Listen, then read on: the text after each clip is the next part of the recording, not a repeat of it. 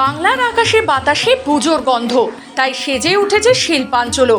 বহু অপেক্ষার পর এবার মানুষের উন্মাদনা আবারও একবার দেখা যাবে শহরতলিতে।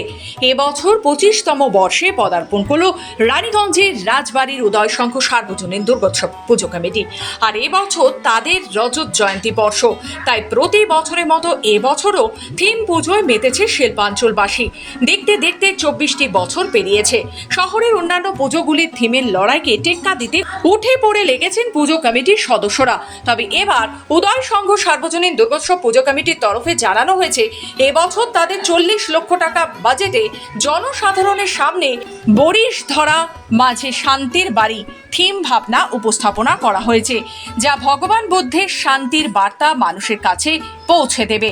শহরের অন্যান্য বিগ বাজেটের মধ্যে নামী পুজোগুলিকে এবার তারা টেক্কা দিতে সক্ষম হবে বলেই আশাবাদী রাজবাড়ী উদয় সংঘ সার্বজনীন দুর্গোৎসব কমিটির সদস্যরা। এটা আমাদের হচ্ছে এবার যে বসিধারার মাঝে শান্তির বাড়ি, এটা হচ্ছে প্যান্ডেলের থিমের বাড়ি, মানে আমাদের শান্তির বার্তা যেটা বুদ্ধর সেটা দেখানো হয়েছে এটার মধ্যে।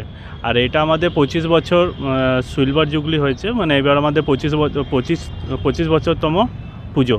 তো এই বছর আমাদের বাজেটও হচ্ছে আপনার ওই 40 লাখ টাকা কাছাকাছি, আর অল ওভার বাজেট হচ্ছে 40 লাখ টাকা কাছাকাছি।